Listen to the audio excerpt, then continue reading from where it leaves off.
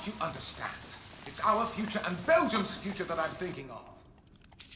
The Catholic Church has narrowed your mind, Marianne, just as it has my mother's. But don't you see, Paul? You keep asking me to choose between you and my faith. I can't believe what you're saying, Marianne. You mean fresh ideas have no place in your mind? My God. We're into a new century, but you are stuck in the last, just like your damned clergy. Attacking the church won't help Belgium, Paul. It'll turn the people against you. I don't attack it. I want it to open its eyes. And as my wife, the wife of a government minister, you should support me in that. I married you for love, Paul, not to advance your political career. Marianne! Come back here! Marianne!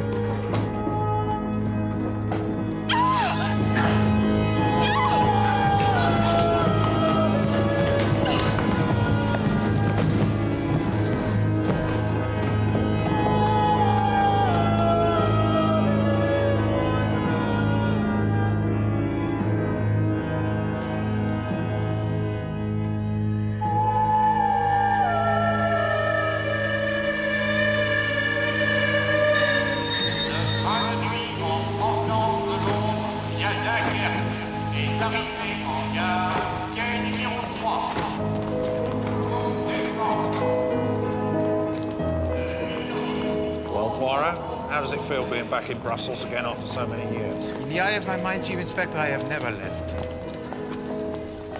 The place is bound to have changed, though. That's right. But we are not here for the memory lane of Poirot, Madame Mignon.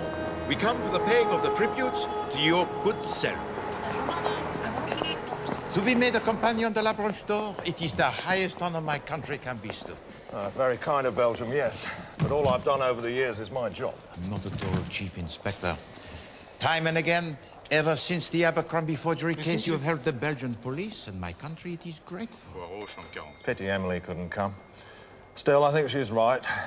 Brussels is a far cry from Isleworth. Her loss is my gain. It is an honor to deputize for Madame Jean. Poirot. Chantalier.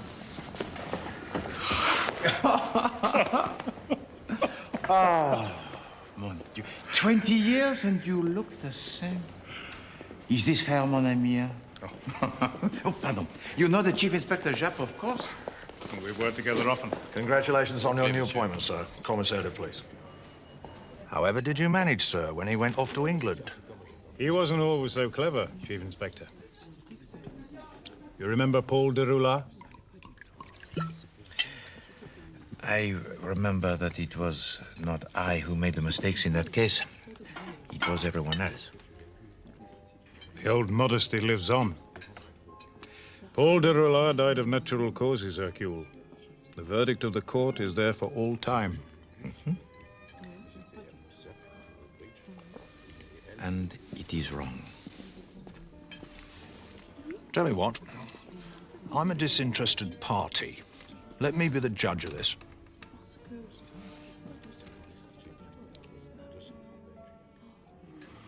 It was just before the war, Chief Inspector. His death was reported to the police in the... That was the first mistake. The de Roulard case began 2 years earlier when his wife, Marianne, fell down the stairs to her death. An accident, Poirot. The Belgian philosopher himself, Georges Tabenot, once said to me, he said, Poirot, there is no such thing as an accident. However, we shall let that pass. On the night of his death, Paul de Roulard was entertaining some friends. Seated around the table were Virginie Ménard. Next to her, the distinguished friend of Paul, le Comte de Saint-Alard. At the head of the table, the mother to Paul, Madame de Roulard. And at her side, her confidant and advisor, an old family friend, Gaston Beaujeu. Virginie was cousin to Marianne, the dead wife of Paul. That new language law, Paul. What exactly does it say? From now on, all commands in the army must be given in Flemish as well as French. All I pray is that you and your friends in government have no plans for the Mass to be said in Flemish, Paul. Now I see it. This law is just the tip of the iceberg.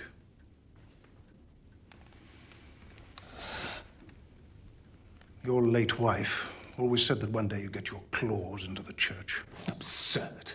Well, sit down, Santalal, before you make a fool of yourself. The press knows you're against the Catholic Church, Paul. For your own sake, I forbid you to say any more. And given half the chance, you'd appease the Kaiser as well. Then I suppose we'd all be speaking German.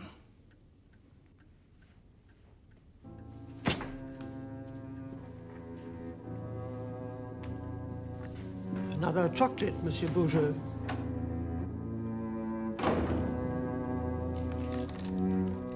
After dinner, it was left to Gaston Beaujeu in his customary role as mediator to soothe the troubled waters. Thank you. You and Saint-Hilaire have been friends too long to fall out over politics. He lives in the past. A divided Belgium, Gaston. Flemings to the north, Walloons to the south. That's our history, not our future. But if Germany attacks, where will he stand then? In the front line, my friend, have no fear. He would take them on single-handed. At around midnight, the guests departed. Madame retired to her nightly devotions, and the Darola household slept. All except Paul, a slave to insomnia, who returned to his study in order to work.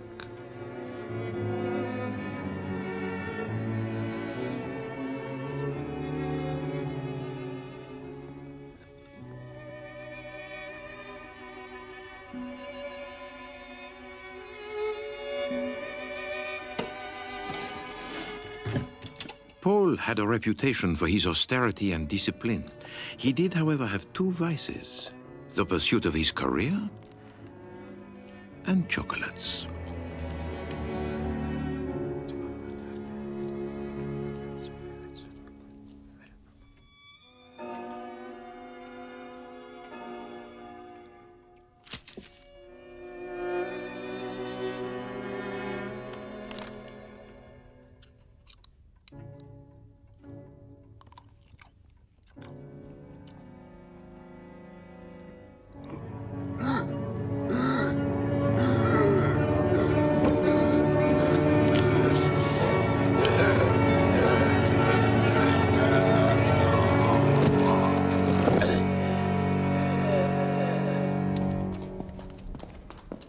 My duties as a junior police officer involved my regular attendance at the court of the coroner.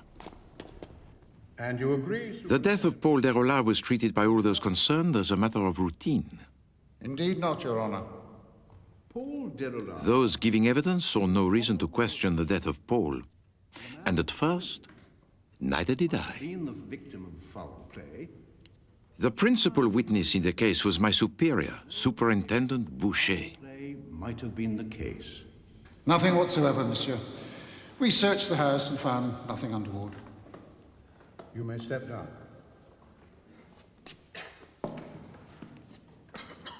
Ladies and gentlemen, I am more than satisfied that Paul Darol's death, though a tragedy, of course, was due to heart failure, and I give my verdict accordingly. That can't be right. You have further evidence, Mademoiselle Mina?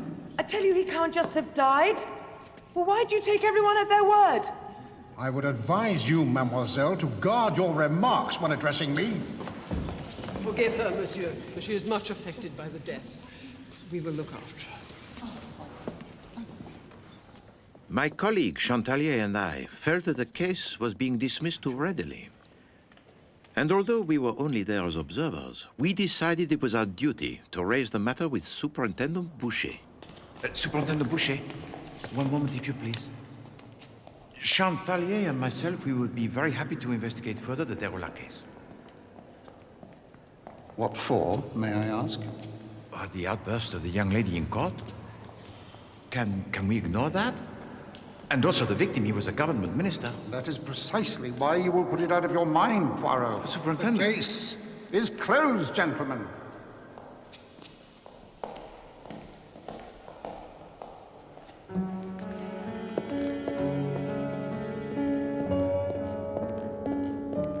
But it was an invitation most unexpected, which ensured that the case was not closed. Ah, Hercule. Henri, bonjour, ça va? Why have you kept the secret from me? What are you talking about, Henri? The young lady I spoke to you about? Oui. She's at table 5. Ah. Merci. She asked for you, specially. By name? By moustache.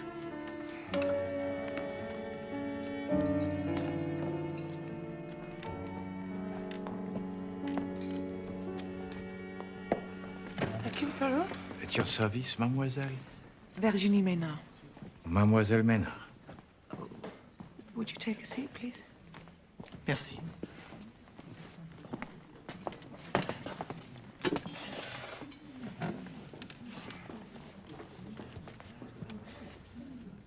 I was in court, mademoiselle, when you expressed a certain doubt concerning the death of Monsieur Paul Derola. How can he have died of heart failure? He was such a robust man. And that is all upon which you base your doubt?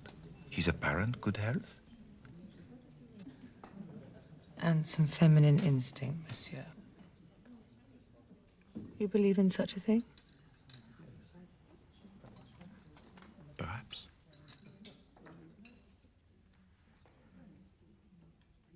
Why is it that you come to me? A friend of mine is a secretary at the local paper. The editor mentions your name often.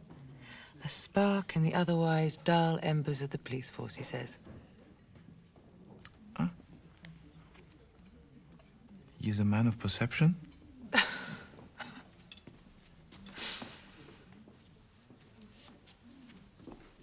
Will you help me, monsieur? Eh bien, mademoiselle, I have been told that the case is closed.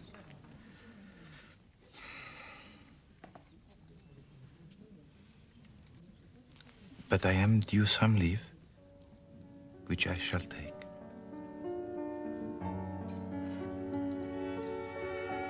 A difficult smile to resist, eh, Hercule? Yes, indeed. Oh, if you think that the young lady and not the case attracted me, you do me a wrong, Claude. Yet you still wear the trinket she gave you. What this?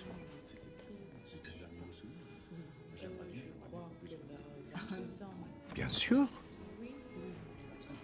If you think that Poirot could not see beyond that smile most bewitching, and that her charm was such that... Toujours la femme, Chief Inspector. You've a phrase in English which means the same. Well, nothing as crisp as yours, sir. We just tend to say something like, mark my words, there'll be a woman at the bottom of it somewhere. Hercule, it's the Comte de Saint-Hilaire. Monsieur le Comte, bonsoir. Will you join us? Have you come to interfere in yet more business that doesn't concern you? To ruin a few more reputations? As mayor of this city, Saint-Hilaire, your reputation has never been better. No thanks to this middling upstart.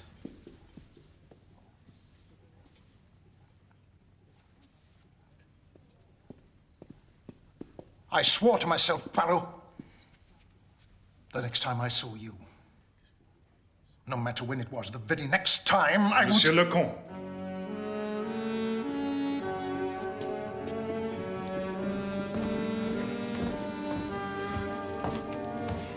If that's the Belgian aristocracy, it's about time you had a revolution. He was not entirely unprovoked, Chief Inspector. I was there, Poirot. You didn't do anything. But you were not there all those years ago, mon ami, when I gave him cause to resent me.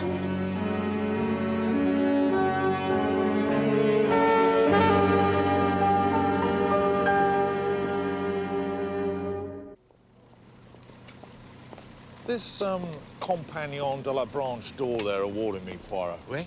I mean, what exactly is a branch d'or? It is the golden branch of an olive tree, mon ami. In Greek mythology, he who carried it became invincible.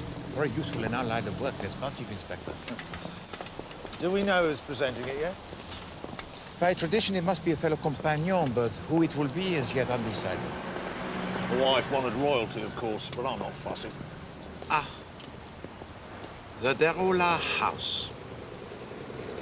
It has changed very little. The refusal of Superintendent Boucher to further investigate the death had angered me. So it was that in the company of Virginie, I began my own inquiries. On arriving at the Derola house, I met for the first time Madame Derola. You must introduce the young man, Virginie. She doesn't bring home many friends, monsieur. Hercule Poirot, Madame. I am a policeman. I've seen too much of the police lately, Monsieur Poirot. And all have believed that your son, he died of heart failure, Madame. I see the work of your hand in this, Virginie. Forgive me, madame, but for Paul's sake, I couldn't live with my doubts. Perhaps I might be able to put her mind at rest, Madame, when perhaps I have seen the study and spoken with your servants.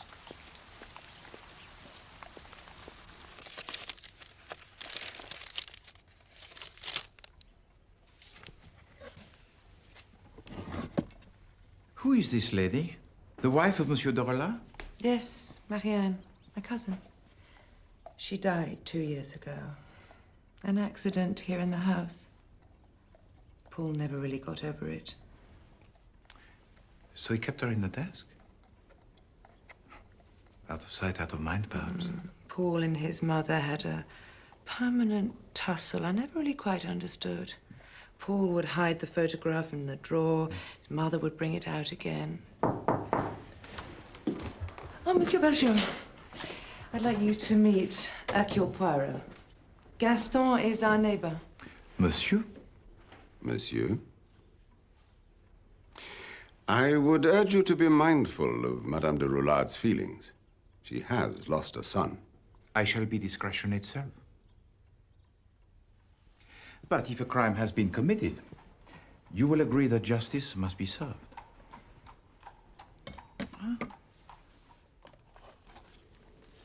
But these were made by a guest at your table the other night, Le Comte de Saint-Alard.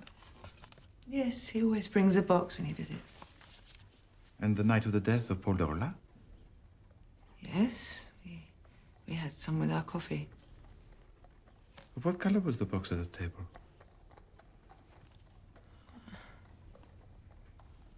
I can't remember. Pink. Are you certain, monsieur?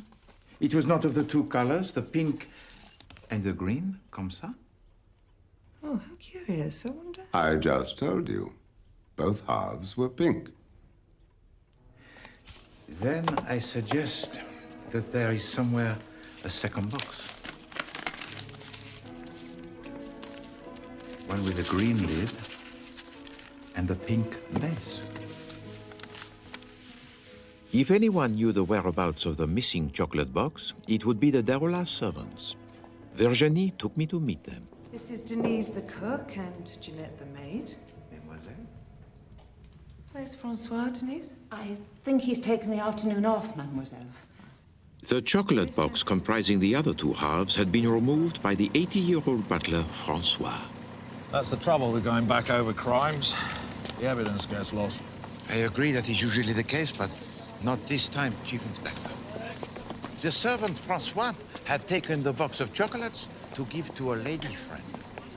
Over here, please, Chief Inspector, between these two pillars.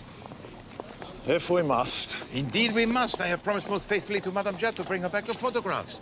Is this all right to take now?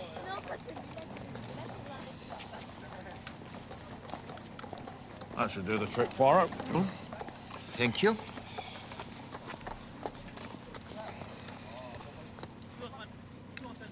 Lady friend? This Francois, you said he was nearly 80. Only an Englishman would see the contradiction there, mon ami. I found them seated at a cafe playing chess, eating what was left of the chocolate. And the fact they were still alive told you their box wasn't poison. Précisément. Merci, madame.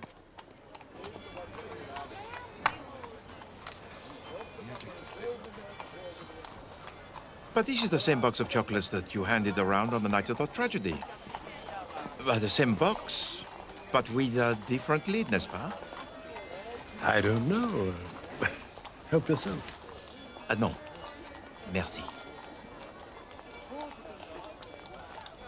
Tell me, monsieur, have you ever had any disagreements with your employer? Over what? His easy ideas about religion, his accommodation of the Flemish language? I'm too old to quarrel over trivial matters, monsieur. And yet there was an argument over dinner, was there not, between Le Comte de Saint-Hilaire and his host? Check. Saint-Hilaire attacked my employer for being a liberal.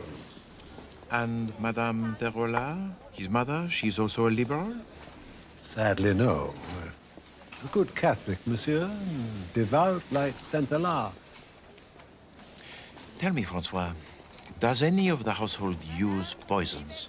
I do battle with the rats from time to time, but not in the last 3 months. And does anyone take the medications, perhaps? There are Madame's eye drops, but would they be poisonous? Your move.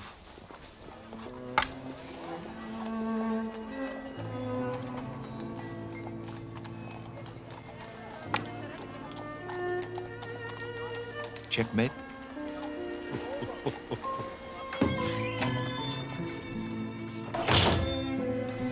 Bonjour, Hélène. Monsieur Ferraud, s'il vous plaît. Merci. C'est Monsieur Poirot. Hercule! Jean-Louis, bonjour, ça va? Now, tell me this minute, what is between you and this Virginie Maynard? Jean-Louis, your long nose will be the death of you. Your safety is all that concerns me. Thank you. Jean-Louis, inside this envelope are crumbs of chocolate. I want you to tell me by your analysis exactly what they contain and whether or not they contain poison. Now, you fill in a regular prescription for Madame de Rolla, huh? For the eye drops? Atropine. Atropine. Now, could this atropine kill a man? If drunk by the liter, perhaps. Ah, the death of Monsieur de Rolla. Oui. And the servant, Francois, brings you this prescription once a month? That's right. Although last week their neighbor brought it. Gaston Beaujeu? Yes. He required medication of his own. I waited eagerly for the results of the analysis of Jean-Louis. This was my first investigation as a private detective. But my good friend Chantalier was about to remind me that the day when Poirot could rule his own destiny was yet to come. Hercule!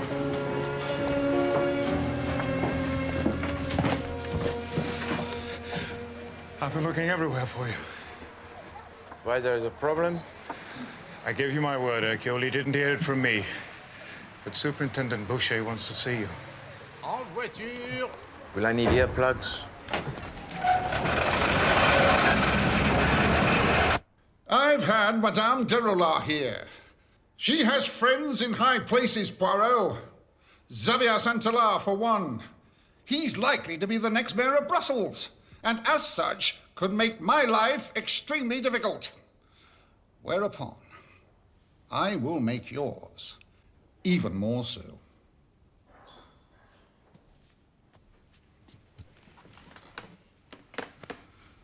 And what exactly have you found out, Just so that we know. It is my belief that Monsieur Paul de Rolla was poisoned. And poisoned by a chocolate made by the next mayor of this city. God in heaven, man. You don't just harass his friends. You accuse him of murder. I accuse no one. Yet.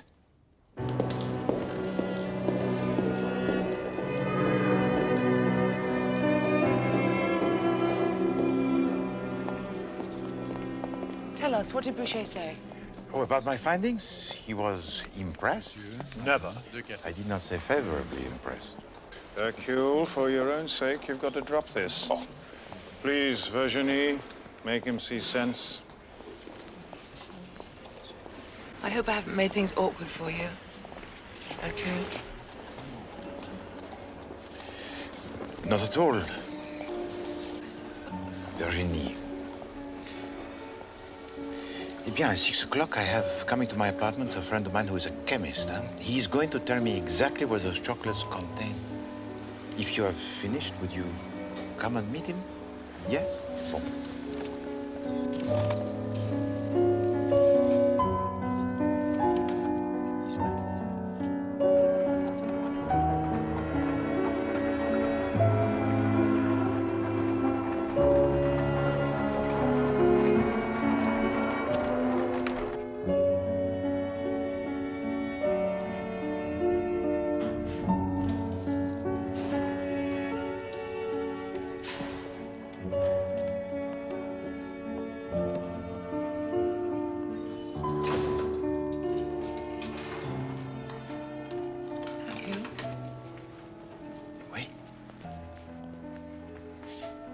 I haven't told you how grateful I am for your help. Oh, it is nothing. But perhaps this will say it for me.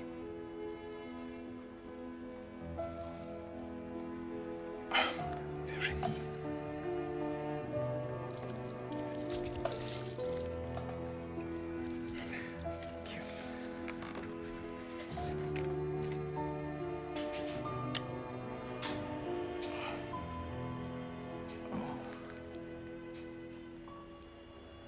Virginie, you should not have. You see, some people might have thought me mad.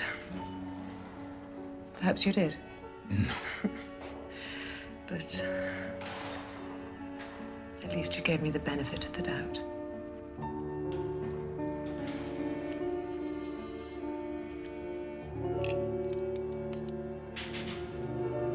Merci beaucoup.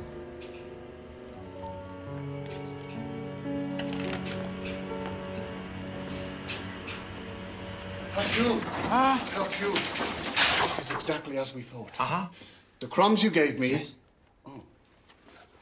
Pardon, Jean-Louis Ferraud, allow me to introduce you to Mademoiselle Virginie Manin. Enchantée. Thank you so much for everything you're doing to help me. Diable.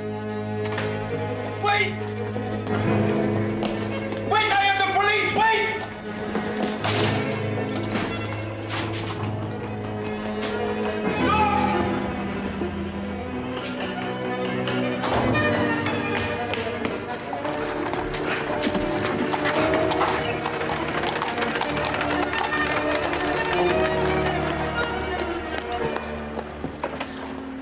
Monsieur Beaujeu, what's happening? Explain yourself.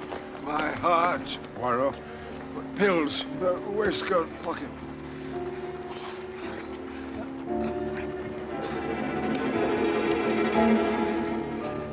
Do not worry, monsieur.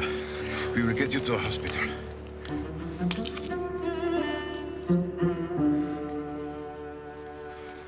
What was he after in your flat? The envelope containing the crumbs of chocolate. Which weren't there anyway. Had your chemist friend done his analysis? Oh, yes.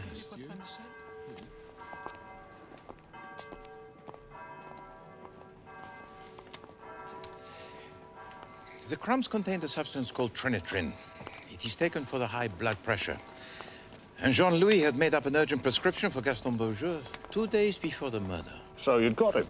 And what is more, Chief Inspector, the taste of those pills is so vile that they were made of chocolate. Wait a minute. Why did Chantalier say that you'd made a pig's ear of this one, then? Because that is what I allowed him to believe. Perhaps the time has now come to straighten the record.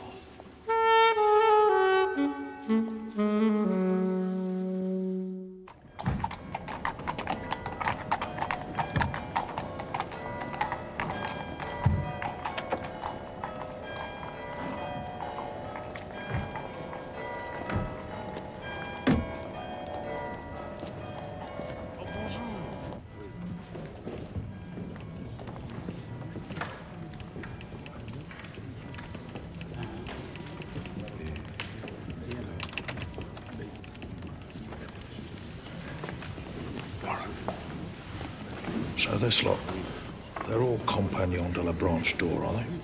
Each and every one a hero. Not what you'd call young, are they? Young at heart, perhaps. Stand up.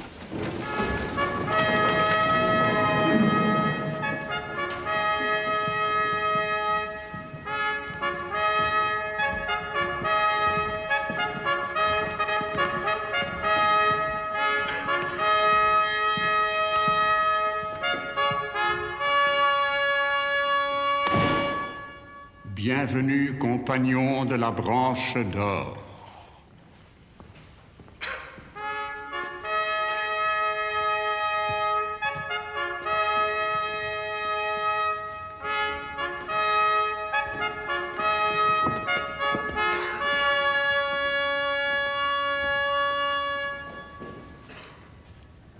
I did not know the Gaston Beaujeu had been made a compagnon. Oh, yes. I look around this hall today, and I see nothing but heroes. Men who have made great sacrifices.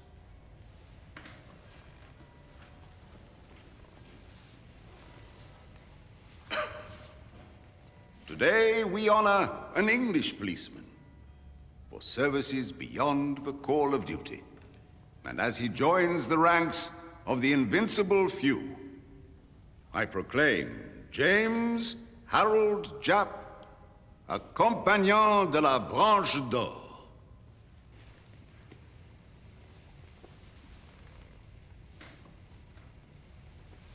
Vive un compagnon!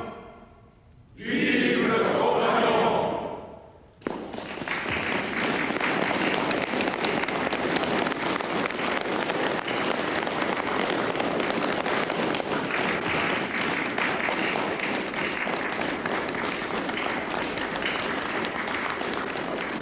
Good evening. Nice to see you. Ah, congratulations, Chief Inspector. It's an honor to be one of your select company, sir. Oh, don't forget, our reunion dinners are quite something. And you must tell Madame Japp we expect her here next time. Non, merci.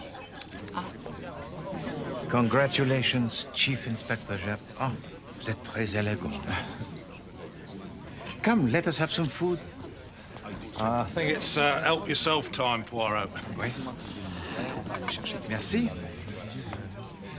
Not a bad chap, that Beaujeu, once you start talking. No, I am sure of it.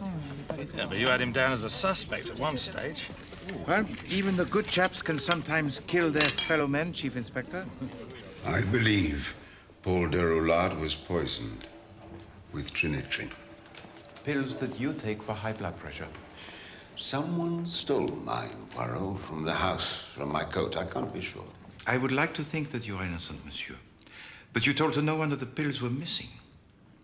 And then you broke into my apartment, presumably to steal the crumbs of chocolate, evidence which might incriminate you. I'm going to take you into my confidence, Poirot, which you must promise to respect.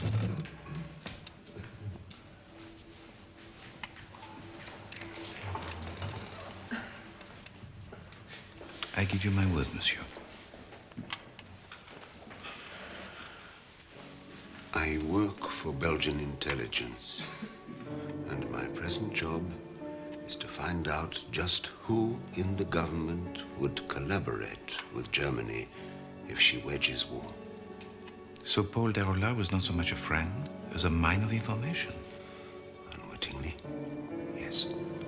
Then let us hope that for his indiscretions, he did not pay with his life.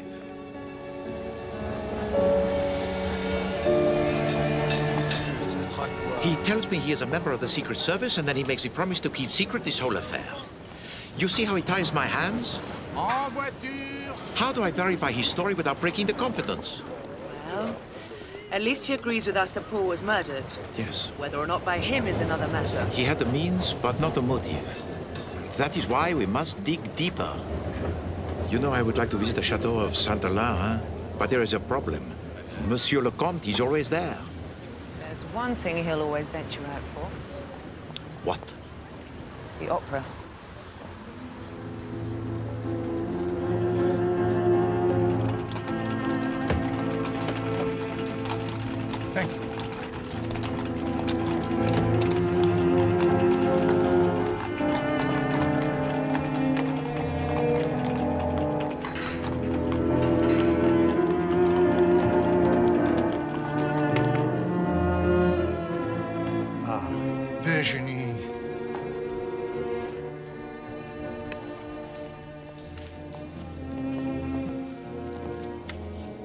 Take care of her, monsieur.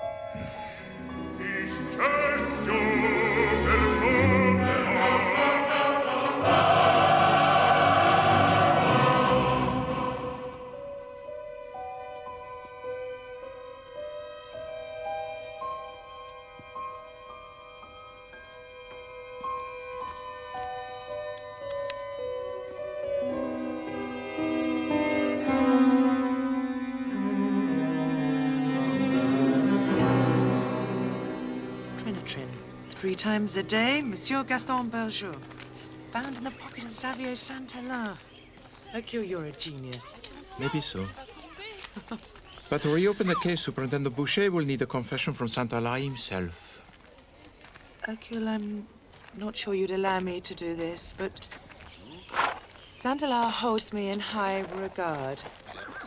In fact, You mean he's in love with you? Oh, please don't think I return his affections, Hercule. Far, far from it. I believe you, Virginie. Then why don't I persuade him to talk? Oh, no.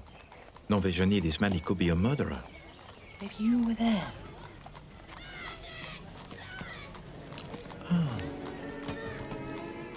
The audacity of the plan of Virginie appealed to me very much. That night, Francois had taken Madame Derola to visit some friends. The maid and the cook were therefore free for the evening. Virginie had left the door at the back of the house unlocked, and the trap, it was ready to be sprung.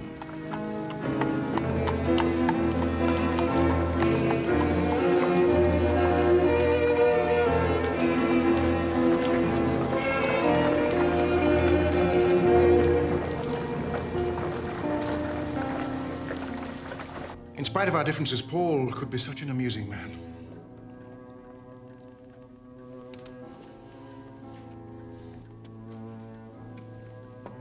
That was thoughtless of me. I haven't mentioned his death since it happened, and now it was too early to do so. Forgive me. No, Xavier, you misunderstand.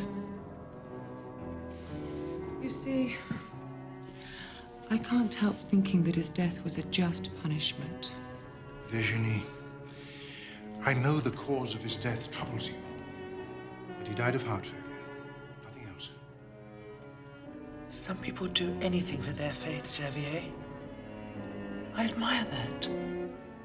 Suppose someone knew that Paul had plans to limit the church's power in Belgium. Would it be a sin to remove him? To murder him? Oh, such people would never be seen as common murderers, though, but as saviors. Well, at least by the church, don't you agree? Virginie, you say all this to comfort me, I know. I had no right to expect such understanding.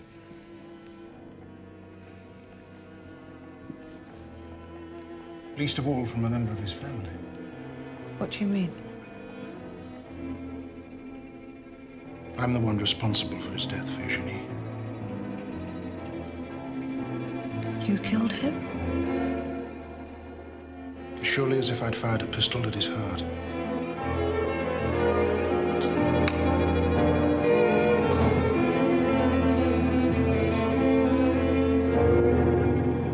Monsieur Poirot, what in God's name are you doing here? You break into his private apartment. Now, for most men, that would be enough. But not Poirot, no. Poirot then goes on to try to trick him into a confession. His last words, Superintendent, before the return of Madame Derola were, as surely as if I had fired a pistol at his heart. Yes, Poirot. As if. As if. As if.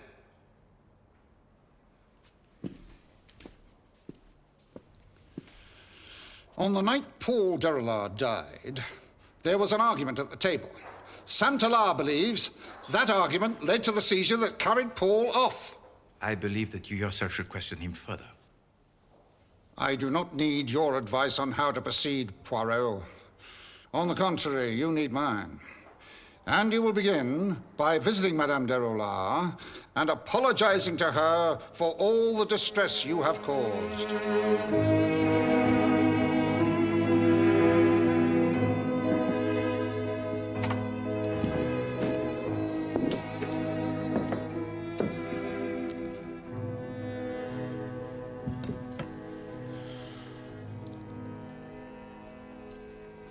Madame Derola, I have come to apologize to you. I should like you to stay, Virginie.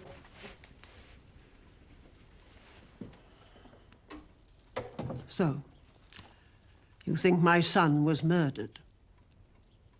I believe that your son was poisoned, Madame, by Javier Santalar. Poisoned? Would Santalar use his own chocolates? Are people so stupid? Oh, yes, Madame. You would be surprised. The stonemason he murders with his hammer, the cutler with his knife, the sweet maker with his soft centers.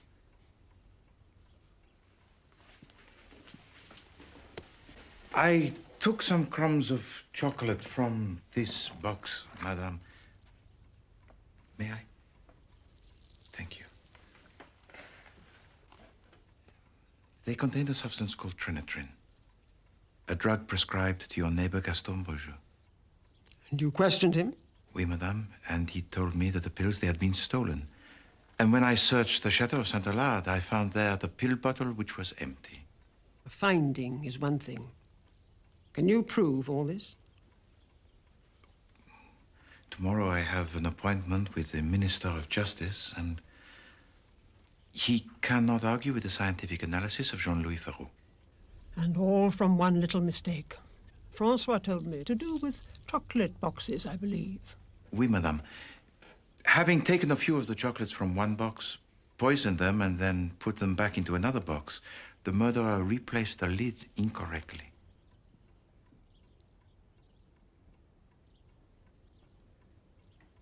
The green lid on the pink box.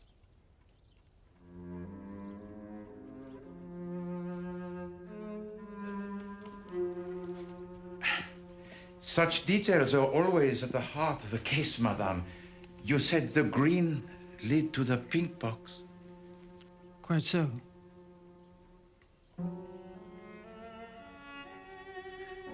Madame Derola, in order that the wrong person does not go to the guillotine, I beg of you, tell me once again, what is the color of the lid and what is the color of the box?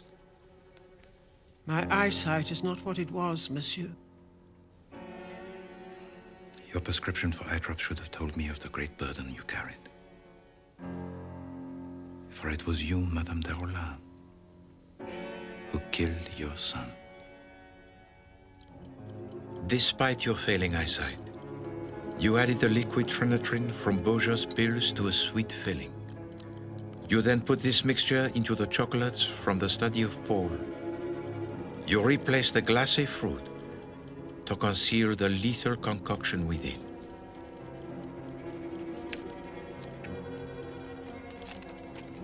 Having poisoned the chocolates which were to kill him, you then made your only mistake.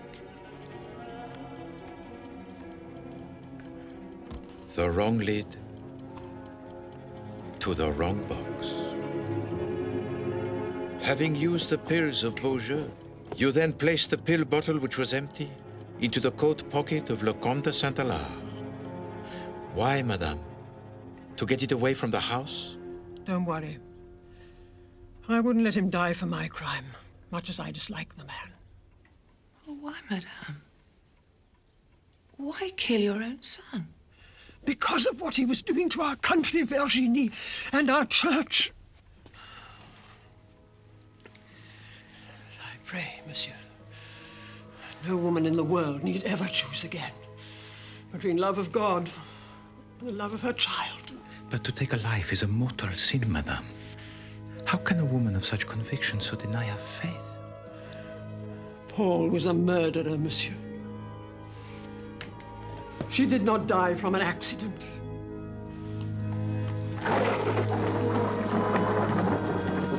Can't you understand? It's our future and Belgium's future that I'm thinking of. I married you for love, Paul, not to advance your political career. Marianne! Come back here! Marianne!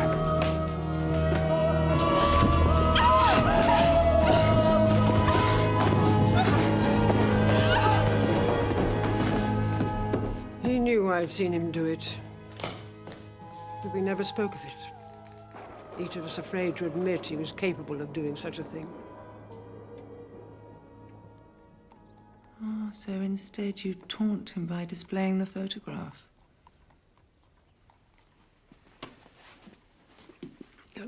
Before I died, I had to see justice done. My doctors tell me I have no more than 6 months left in this world. Will the truth wait 6 months, monsieur?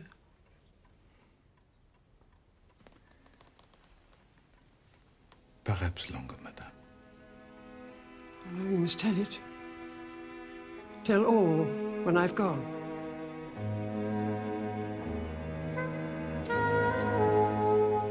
Why didn't you? Why leave it till now?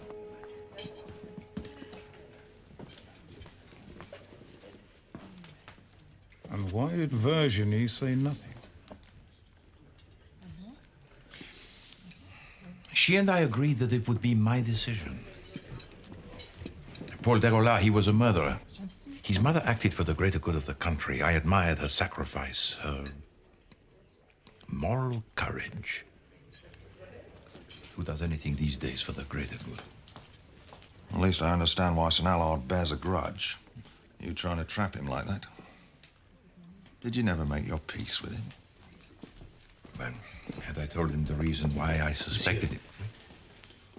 Ah, merci. No. Had I told him the reason why I suspected him, that I found a bottle of Trinitrin in his coat pocket, he might then have asked me who put it there. Madame Derola? I could not risk his curiosity.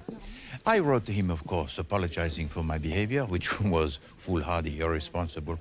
And no doubt he agrees with that to this very day. Claude, would you sit there, please, Chief Inspector? One of those things we have to live with in our profession. Oui, bien sûr. Ah.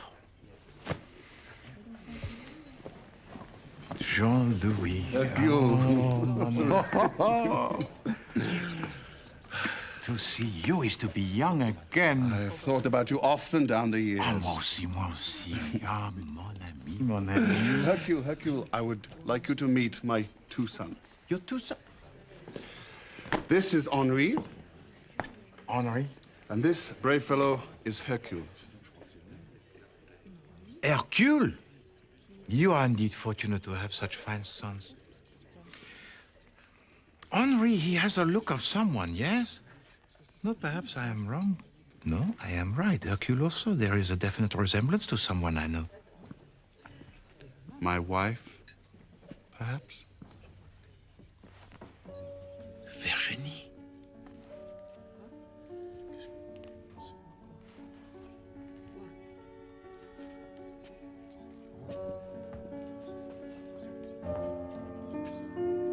Hello, Hercule. Bonsoir, Madame Poirot. I was just saying to Jean-Louis that he was always the most fortunate of men.